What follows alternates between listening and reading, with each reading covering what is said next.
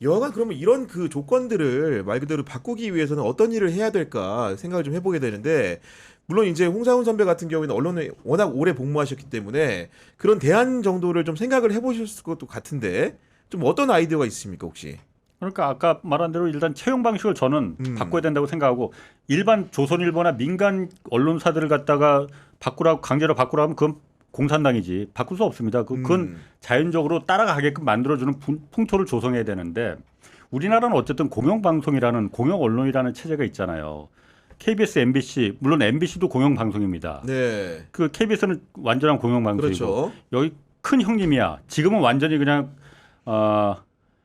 빙다리 핫바지라는 이런 표현을 써도 되는 모르겠지만 그런 상태가 돼버렸지만은 거기가 모범을 보여주고 여기가 끌고 나가면 되는 거예요. 그러니까 사실 처음에 박근혜 그 탄핵 그 즈음에서 어쨌든 그 이제 정권이 바뀌고 문재인 정부로 바뀌고 KBS도 그때 한참 한 1년 가까이 이제 있다 6개월 지나서 이제 그 KBS도 사장도 바뀌고 우리가 생각하는 그 정상적인 언론사로 다시 들어갔잖아요. 그때 저도 그때 물론 파업에 참여하면서 우리가 계속 뉴스를 어떻게 바꿀 거냐. 우리가 옛날 지금까지의 그 백화점식은 막 KBS만 보면은 오늘 하루 동안은 전국에서 일어났던 그 모든 사안을 다 알 수 있다. 우리가 다 이걸 책임진다.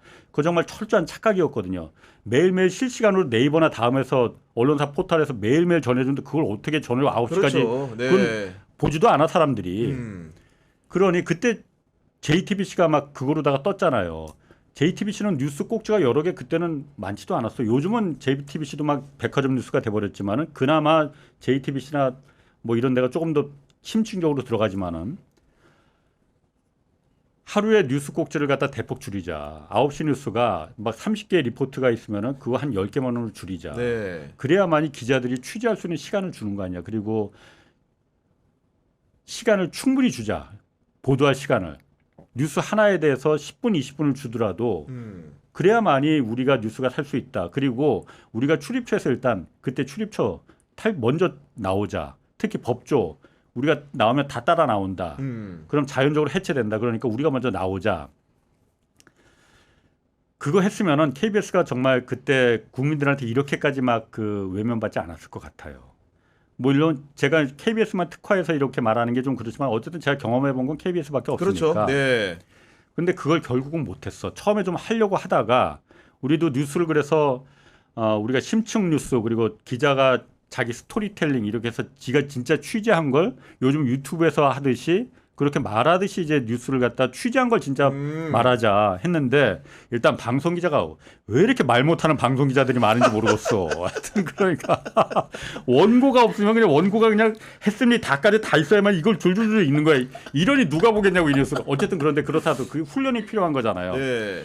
이걸 힘들더라도 처음에 좀 곤란을 겪더라도 이걸 좀 밀고 나갔었어야 되는데 조금 하다 보니까 시청률 막 뚝뚝 떨어지고 그러니까 그걸 못 버텨야 기다리는 되는 못 거지. 기다리는 거야. 예. 그러니까 야 옛날로 다시 돌아가 버렸거든요. 음. 지금처럼 똑같이 옛날처럼 우리가 해준 모든 한국의 대한민국의 모든 뉴스를 우리만 보면 다 돼. 아무도 안 보는데 음. 이런 식으로 돌아가 버리니까는 안 돼 버린 거예요.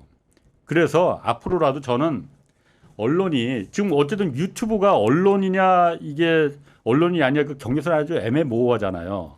저는 이게 대한 언론 뭐 제가 이 바닥에 지금 몸을 담고 있어서 그러는 게 아니고 이미 사람들이 여기를 갖다 언론이라고 여기기 시작했어. 인식하고 있죠. 그리고 네. 기존의 매체보다도 훨씬 더 신뢰하는 양쪽이 물론 이렇게 철저히 갈려서 그렇지만은 그런 언론을 신뢰하기 시작했거든요.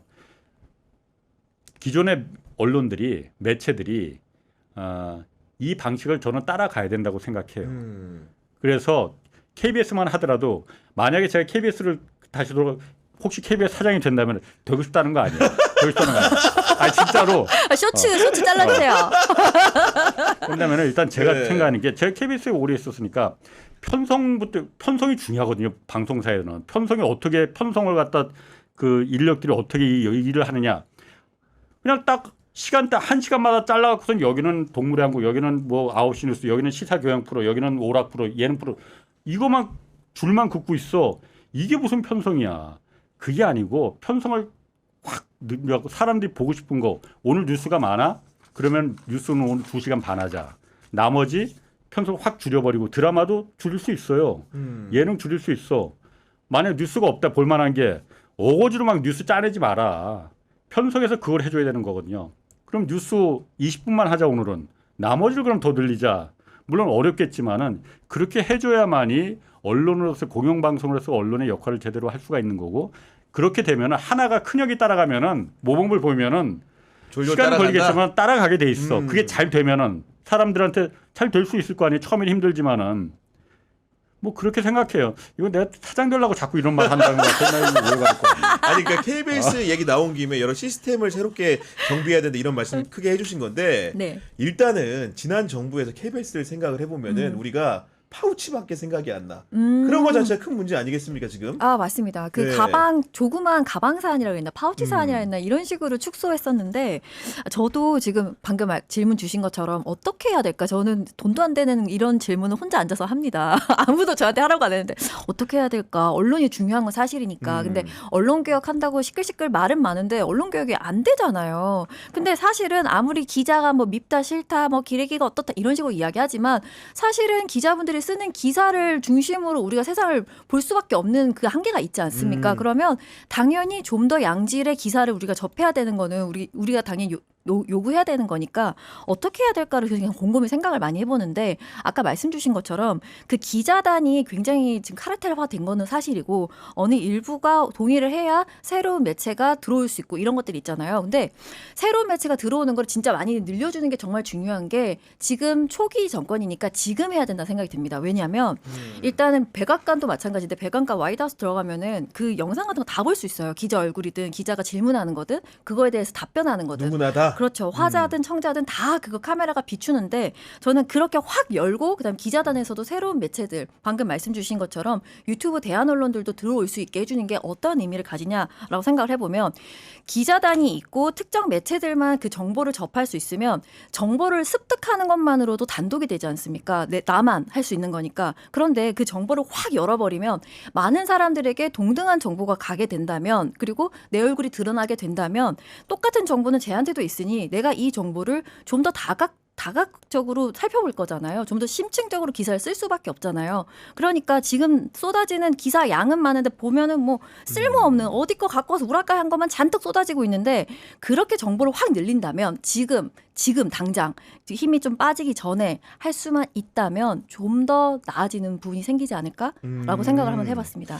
전적으로 이제 동의를 하면서도 약간 이제 기자 생활을 해봤던 사람으로서 약간 우려되는 부분도 있는 게 그 말 그대로 이제 기자단을 포괄적으로 열어놓고 문호를 개방한다라는 것은 제가 경험담 하나 말씀드리면 최근에 이번에 그 윤석열 탄핵 전국에서 특정 언론사 이름은 거명하지 않겠습니다. 제가 이제 서울경찰청 출입기자 흔히들 얘기하는 캡이라고 불리는 사건팀장을 제가 2년을 했는데 그때 같이 캡으로 있던 언론사 들어온 지 얼마 안 되는 매체가 있는데 저는 그 매체가 성향이 어떤지를 전혀 몰랐어요. 기자단에 비교적 신규 가입을 한 매체였고 그런데 발톱을 드러낸 시점이 이번에 그 서울경찰청을 떠나와가지고 제가 방송 진행을 하면서 그 매체 보도들을 봤는데 정말로 윤석열과 극우들을 극단적으로 옹호하는 형태의 언론 보도를 하고 있더라고요. 그러니까 위기의 순간이 되니까 그 매체의 성향이라는 것이 뭐 사주부터 여러 가지 이어오는 여러 문제겠지만 그런 발톱이 드러나는 것을 보고 기자단을 열어서 그분은 심지어 투표를 통해서 가입한 매체입니다. 그런 매체에 대해서 말 그대로 이제 구별할 수 있는 능력이라는 것을 누구에게 쥐어줘야 되는 것인가? 일단은 기자단에선 실패한 거죠. 근데 이번에 이제 포괄적으로 대통령실이든 여러 가지 부처 기자단이든 간에 열었을 때 그런 최소한의 검증, 우리가 생각하지 못한 이상한 매체의 등장 가능성도 있기 때문에 그런 부분들은 어떻게 식별해야 되는가라는 문제도 같이 고민 좀 해야 되지 않나 이런 생각이 좀 들긴 했거든요. 아니 그런 부분을 왜 고민을 해요? 옛날에 네. 노무현의 그 취재 선진화 방향 개방형 브리핑자처럼 그렇게 하면 돼요. 아예 열어서. 네. 그러니까 우리 그때 기자실 데모질 한다고 다 했잖아요. 저도 그때 처음엔 대빨만큼 나왔어. 아니 기자를 도대체 기사를 그럼 어디서 써? 뭐 낮잠은 어디서 자라는 거야? 불편하지. 기자실 아예 없애버렸으니까. 그럼 뭐 그때는 막 심지어는 기자단 간사가 있잖아요. 네. 주간 간사가 있고 야간 간사가 따로 있었거든 막. 그런 걸 저도 그때는 잔바리 시절이라서 그냥 이게 기자들은 원래 이게 천부의 권리인가 보다 이렇게 생각했었어요. 그렇게 생각한 적 있어. 그때 막 기자실에서 고스톱 치고 그게 일상화 됐었으니까. 근데 어느 날 갑자기 기자실을 다 없애버렸잖아요. 그리고 이거 관련 그 정부에서 브리핑 할 테니까 이거 관심 있는 기자들은 와서 다 여기 들어와라. 해라. 예. 들어와라. 정부는 그래서 이거 궁금한 게 있으면은 공보실을 통해서 질문해서 얘기를 해라. 옛날처럼 그냥 실국장들 방문 차고 들어가고서는 좀 봅시다 해서 이렇게 취재 이런 거 하지 마라. 공보실을 통해서 그런 거 해라. 그리고 정부가 철저하게 이런 거에도 개방형 브리핑을 해서 공개를 다 하겠다. 하면 되는 거예요. 하면 되는 거야. 그때처럼. 기자단을 꼭 이렇게 운영하겠다고 하면은 네. 방법이 없어. 왜냐 이 공사 악어세 관계니까 출입처 있는 그 정부 부처가 그 기자단을 갖다 그러면은 모시지 않겠냐고. 그렇죠. 네. 여기서 기자단이 얼마나 거기서 담합합니까? 야 이거 한번 본 때 한번 오늘 이번에 보여줘야 돼. 그래야만이 얘들이 우리 그 좀 모셔. 그 생각 그 있잖아요. 그리고 그게 실제로 작동이 됩니다. 그리고 효과가 있어. 그 상황을 깨려면 기자단이 없어져야 돼요. 그러면 이거는 자생적으로 없애라고 하면 절대 그 특권을 갖다 그렇죠. 그 네. 특권을 왜 없애겠어 스스로? 이게 너무 재밌는 게 저는 이런 거를 네이버에 보면은 예전 기사 같은 거 찾는 거 있잖아요. 그래서 그 당시의 기사 말도 안 돼. 기자실에 이렇게 독서실처럼 앉아 있고 기자가 부르면 공무원이 왔대 이러면서 저 혼자 그런 걸 막 보면서 너무 신기하다. 이런 일이 있었어 했는데 그 얘기를 이렇게 산증인으로서 너무 재밌네요. 그때 막 고스톱 기자실에서 고스톱 칠 때 그 실국장이 한 명씩 부처 실국장이 한 명씩 꼭 오거든요. 네. 이 사람은 그날 돈 따면 큰일 나 하여튼간에 무조건 이뤄야 돼. 근데 저는 또 이제 홍사훈 선배 이런 얘기를 들으면은 저는 체화되지 않은 얘기이기 때문에 저만 하더라도 제가 2008년도 입사인데 홍사훈 선배랑 그 연배 차이가 꽤 있기 때문에 저 때는 그래도 이제 공무원들과 예를 들면 뭐 고스톱을 친다 이런 거는 말도 안 되는 얘기고 그래도 그 관계라는 게 약간 객관화되는 과정 속에 복판에 있었거든요. 그렇기 때문에 일부 이제 그 출입 기자단의 그런 해악이라는 것을 저도 인정을 하지만은 또 반대로 또 이제 어떤 부분에서 필요한 부분이 있다. 예를 들면은 뭐 자기 변호 같지만은 특정한 뭐 살인 사건이 발생하게 되면은 그 용의자를 잡을 때까지 뭐 엠바고를 설정하거나 이런 것들이 기본적으로 그런 기자단끼리 양해 어떻게 국민적 이해에 기반한 양해 때문에 되는 부분들도 있고 한데 그러니까 물론 저도 이제 홍사훈 선배 얘기처럼 큰 방향성 지금의 현재 언론 상황에서 비춰봤을 때는 과거에 기득권을 가진 그 레거시 미디어들이 기자단을 장악하고 쥐락펴락하는 형태는 안 된다고 생각을 하고 그런 것들은 개방을 해야 된다고 생각을 하는데 아까 제가 말씀드렸던 특정 매체에 대한 설명 같은 경우에는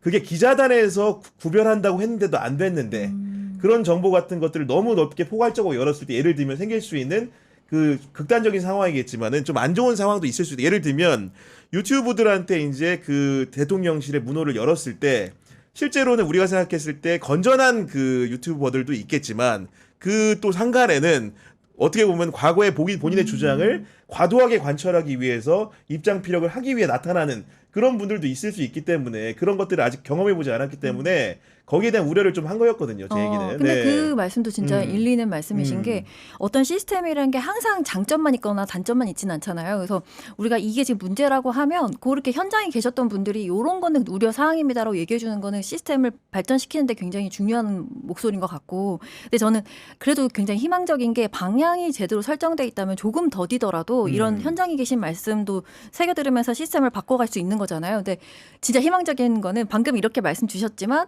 그게 조금씩 당시에는 기자들이 반발하고 안 된다 했지만 결국 그 기자실은 사라졌고 역사 속으로 없어졌습니다. 그리고 지금도 끊임없이 언론을 비판하고 있긴 하지만 사실은 예전 얼마 지나지 않은 그 시간을 봤을 때 지금과 비교하면 굉장히 또 긍정적인 방향으로 흘러왔거든요.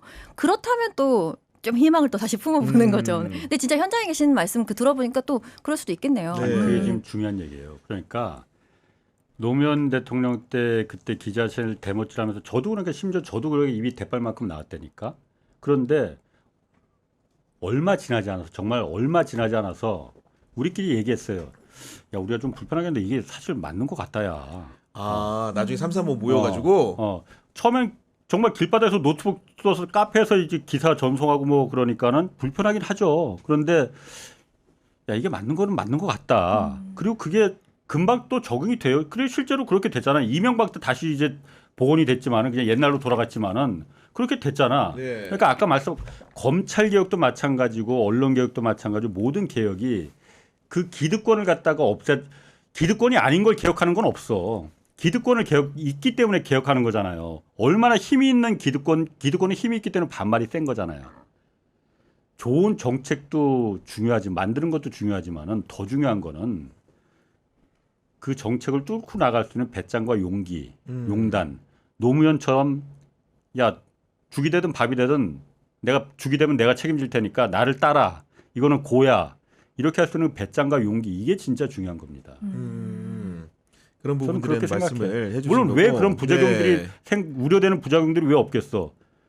그거 시행하면서 고쳐 나가면 그럼에도 좋아요. 불구하고 그것 때문에 네. 못 한다면은 그럼 그냥 이 상황들을 지지고 볶고 그냥 계속 가야지.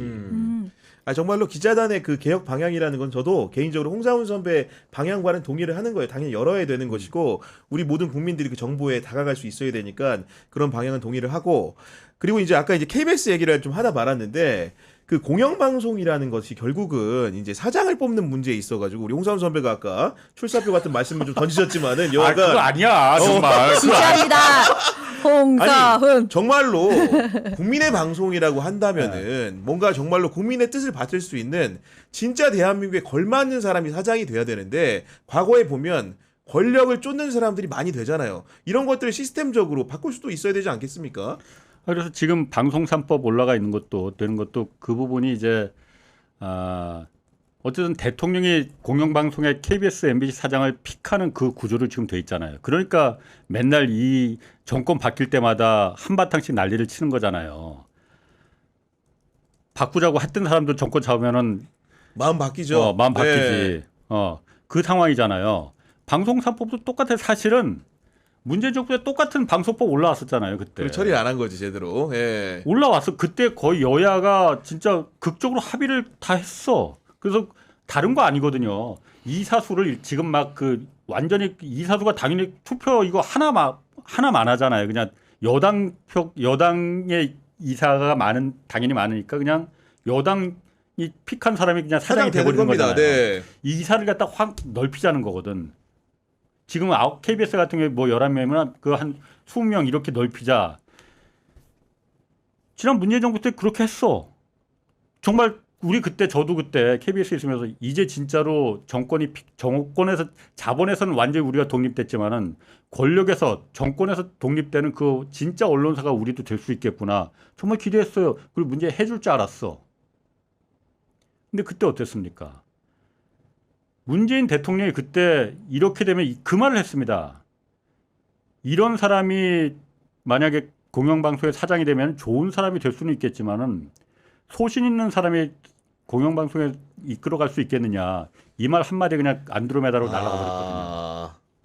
그 다음에 방송법 그냥 어느 누구도 그래서 그 입에도 꺼내지도 않았어.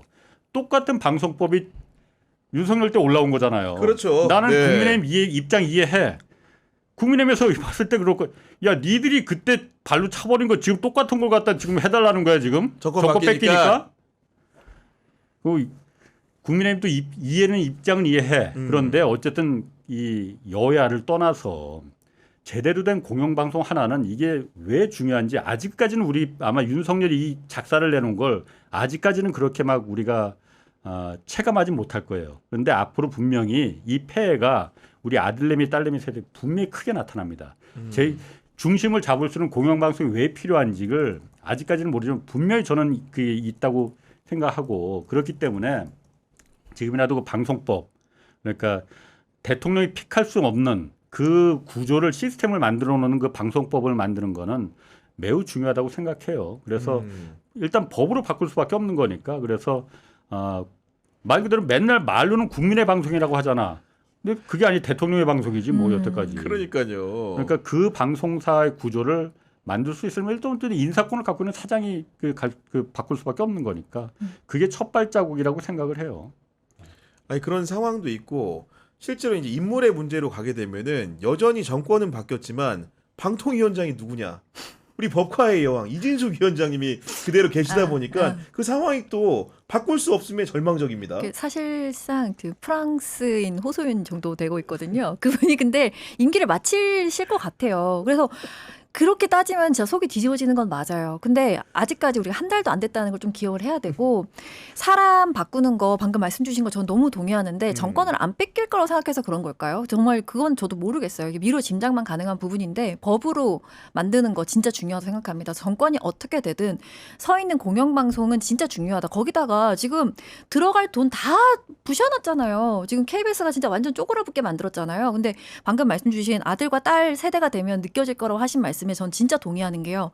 BBC 같은 경우에 이제 자료를 데이터 정리하다가 봤는데 BBC 같은 데서 주로 해주는 것들 다큐멘터리 같은 거 보면은 주제가 많은 사람들이 좋아하거나 자극적이거나 그런 주제들이 아니에요. 굉장히 소외계층이라거나 아니면 거기서도 지방 분화가 되는데 뭐 소외 작아지는 그런 뭐 시골 마을들이라거나 아니면 어떤 시골 마을이 어떻게 자생적으로 에너지를 만들어내서 잘 살아가고 있다거나 사람들이 막 눈길을 끄는 그렇게 와 이렇게 하는 주제들은 아니지만 꾸준히 해 나가야 되는 부분들이 있잖아요. 그 주제들. 근데 그것들을 공영방송 할 수 있단 말입니다. 근데 우리나라에서는 KBS가 그 일을 해줘야 되고 지금 법적으로도 사람이 그 어떻게 권력이 오든 움직이지 않도록 해줘야 하는데 당장 돈을 저렇게 들어오는 거를 다 말라버리게 해버렸으니 이게 진짜 걱정되는 거죠. 이진숙이야 시간 지나면 또 그거 바꿀 수 있고 희망이 보이지만 이거 당장 어떻게 하나? 큰 구조적인 부분에 맞습니다. 대해서 그게 너무 걱정입니다. 돈이라는 게 돈? 이렇게 아니고 사실 돈 없으면 못 움직이는 거거든요. 그렇잖아요. 인력도 그렇고 컨텐츠도 그렇고 그래서 그게 정말로 걱정이다. 방금 들으면서 또 한 번 더 생각하게 되네요. 그러니까 그 수신료 뭐 이런 문제에 대해서 그러니까 제 그 KBS 있는 후배들도 많이들 저한테 얘기를 합니다. 그런 부분에 대해서 좀 얘기를 하는데 그래서 내가 말해주는 게 그 징징대지 마라. 변명하려고 하지도 마라. 보여주면 된다. 보여주면 된다. 지금 국민들이 KBS에 대해서 등을 돌린 거는 먼저 누워버렸지 않았느냐. 저 처음에 박장범 전에 이제 박민 사장이 네네. 뭐 난도 없이 맞습니다. 듣도 보도 네. 못하는 양반이 들어왔잖아. 그때 어떻게 먼저 누워버려 어느 누구 하나 머리띠 안 두르지 않았지 않았느냐. 그걸 국민들이 다 받지 않았느냐. 저런 사람 저런 내부에서도 스스로 돕지 않는데 밖에서 우리가 왜 도와줘야 돼라는 국민들의 마음이 내가 밖에 나서 보니까 다 그거더라. 그리고 나 그거 이해되더라. 근데 공영방송 분명히 있어야 된다. 그러니까 보여주면 된다. 아까 말씀하셨듯이 KBS라는 것도 자꾸 KBS 얘기가 나와서 좀 그렇긴 하지만은 기자만 전국에 600명입니다. 전 세계 언론사 중에서 기자를 600명 갖고 있는 맨파워 갖고 있는 언론사 정말 몇 개 안 됩니다. 마음 먹고 하려고만 한다면 대한민국을 정말 바로 끌어갈 수 있는 600명의 기자가 하루 종일 일해서 9시에서 1시간 뉴스를 만드는 거잖아. 맞아요. 네. 얼마나 중요한 그 맨파워야. 물론 그 절반은 다 그냥 기둥 뒤에 숨어서 대통령 바뀌기만 바라고 있는 사람들. 그걸 이끌어갈 수 있다면은 그 맨파워를 이끌어갈 수 있다면 대한민국을 정말 바꿔갈 수 있는 진짜 선진국으로 만들 수 있는 역할을 할 수 있는 데거든요. 그래서 공영방송이 중요하다고 하는 거예요. 그러니까 그런 부분이 뭐 시간이 걸리겠지만은 잘 되죠. 그리고 보여줘야 됩니다. 공영방송의 구성원. 근데 결국은 그렇게 되려고 하면은 저도 이제 언론인으로서 이제 반성하는 부분이 뭐냐면은 우리 한국 언론은 권력과 너무 지근거리에 있어요. 가까운 거리에서 이제 따뜻한 태양을 쬐다 보니까 그걸 벗어나서 그늘로 가는 걸 굉장히 두려워하거든요. 그 홍상훈 선배 같은 경우에도 현재 계실 때 보면 지금도 현재 계시지만은 그 권력과의 관계를 정리하지 않으면 안 될 것 같은데 도대체 어떻게 정리할 수 있는 겁니까 이게? 잘 모르겠는데. 권력에 있어 보질 않아갖고. 근데 그거야 뭐 사실 서로 아까 처음에 말했듯이 악어와 악어의 관계라서 그 공생 관계를 어떻게 끊어버리느냐. 뭐 지금까지 아까 계속 말해왔던 것처럼 네. 그런 여러 가지가 그러니까 그 구성원을 바꾸는 거, 출입처라는 제도를 바꾸는 거, 그리고 어떤 그 브리핑 노무현 때와 같은 그런 언론 환경을 진짜 취재 환경을 만들어주는 거 이런 게 되면은 자연스럽게 그 공생 관계가 끊어질 수 있지 않을까? 어쨌든 지금 서로가 리드가 있으니까 그렇죠. 서로 필요하니까 네. 끊는 거네. 그걸 갖다 어떻게 강제로 끊어버리나? 아니 왜냐면은 그런 거죠. 이제 외신에서 봤을 때 이상한 풍경이 우리가 지난 부산 엑스포 유치하다가 이제 어쨌든 간에 탈락을 했는데 마지막 PPT 하는 장면을 보고 한국 기자들이 언론 기사를 통해 제대로 된 비판을 하지 않음에 예. 외신들이 놀래들 이렇게 허술한 PPT를 했음에도 불구하고 국가적인 목표에 굉장히 동의하면서 언론 기자들 스스로가 예. 비판하지 않는 태도를 보고 너무 이상하다는 평가를 한다는 거예요. 우리가 스스로가 권력을 너무 이해해주고 국가주의라는 그 그늘 아래서 정부의 잘됨을 너무나 옹호해준 이런 태도가 외신 입장에서는 굉장히 이상하게 보이는 거죠. 아니, 저는 이제 외신도 제가 이제 살펴보는데 그 당시에도 부산이 안 될 거 다 알고 있었어요. 외신에서는 그렇게 얘기하고 있었어요. 안 될 거라고. 근데 우리나라 걸 보면은 너무 희망적인 거예요. 될 거래요, 자꾸. 그래서 그것도 너무너무 이상했습니다. 왜 저렇게까지 하는 거지? 그렇게 한다고 해서 진실이 달라지는 것이 아닌데 마찬가지로 그 마지막 PPT 진짜 돈 다 어디로 간 거냐. 진짜 너무 그러니까. 그냥 일반 대중의 눈으로도 정말 참혹했는데 거기에 대해서 질문을 제기하지 않았잖아요. 그러니까 당연히 외신은 쟤네는 뭐 하는 애들이야 라고 할 수밖에 없는 거예요. 그거를 외신에서 보면 이제 우리는 변방에 어디 모르는 그런 나라가 아니거든요. 진짜 우리가 들어도 말도 안 되는 그 정치인 입에서 진짜 어떻게 저런 말을 해? 하는 것도 하나하나 다 번역돼서 나갑니다.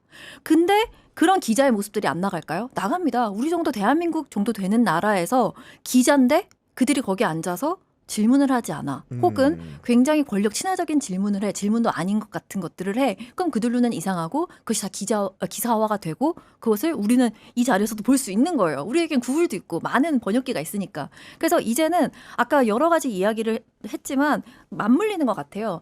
다 이게 넓어져서 이제는 좀 독점할 수 없는 것 같습니다. 숨을 데도 없고. 네, 그렇습니다. 네.